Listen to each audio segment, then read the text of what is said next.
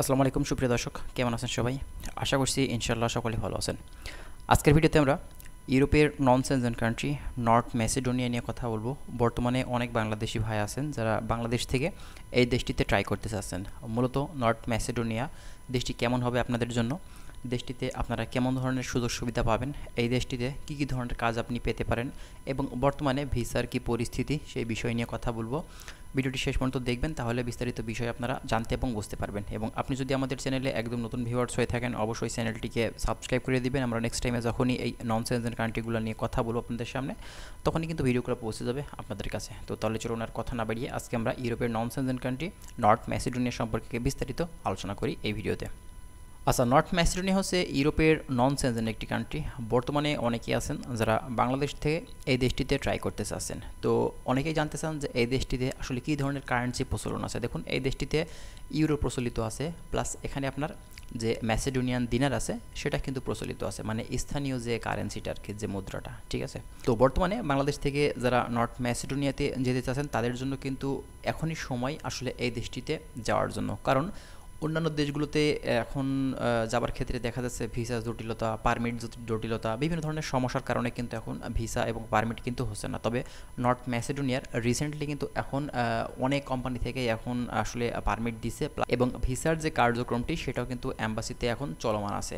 তো আপনারা যদি চান বর্তমানে এখন কিন্তু নর্থ ম্যাসেডোনিয়াতে ট্রাই করতে পারেন। তো অনেকেই জানতে চান যে নর্থ ম্যাসেডোনিয়াতে মূলত পারমিট আসতে সময় কতদিন লাগে এবং ভিসা হতে কতদিন সময় লাগতে পারে। দেখুন, নর্থ ম্যাসেডোনিয়ার জন্য আপনার পারমিট আসতে অনলি কিন্তু 1 থেকে 1.5 মাস সময় লাগে, অনলি 1 থেকে 1.5 মাস, ঠিক আছে। এখন এটা আপনার স্থানকাল পাত্রভেদে বা আপনার এজেন্সি দালালের ক্ষেত্রে কিছুটা দেখা যাচ্ছে কম বেশি হতে পারে। কারণ আপনি যদি সরাসরি কোনো এজেন্সি বা ট্রাভেলসের মাধ্যমে যান, সেক্ষেত্রে আপনার পারমিটটা কিন্তু খুব দ্রুত সময়ে আসবে। যদি এজেন্সিটা ভালো হয়ে থাকে, তারা যদি সরাসরি কোম্পানির সাথে যোগাযোগ করে পারমিটটি যদি আনতে পারে, মানে খুবই দ্রুত সময় হয়ে যাবে, ঠিক আছে।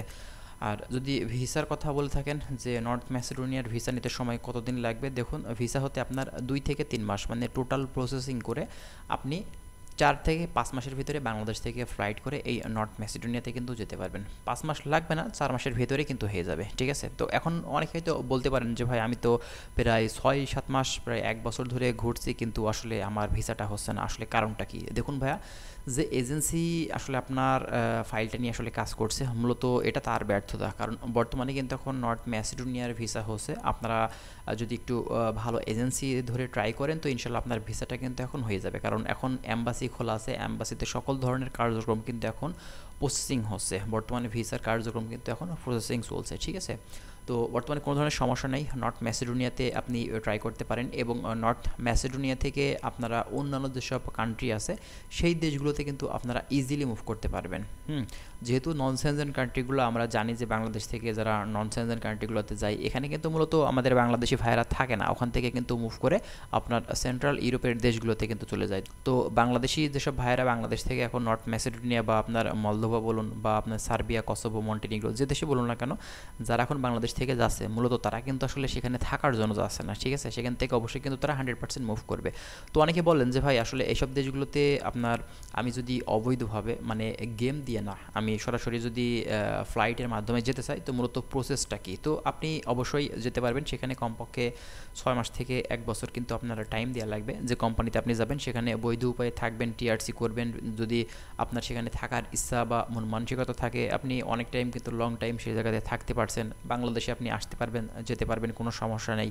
এবং অদূর ভবিষ্যতে আপনি সেখান থেকে কিন্তু tourist visa, work permit visa, আপনি যে কোনো ভিসা নিয়ে কিন্তু আপনার সেই দেশ থেকে, মানে নন সেনজেন, ধরুন আপনি নর্থ ম্যাসেডোনিয়ার থেকে আপনি ইতালি যাবেন বা ফ্রান্স যাবেন বা পর্তুগাল যাবেন, এইসব কান্ট্রিতে কিন্তু আপনার ভিসার জন্য আবেদন করতে পারবেন আপনি, ঠিক আছে, যদি বৈধভাবে আপনি যদি সেখানে থাকেন।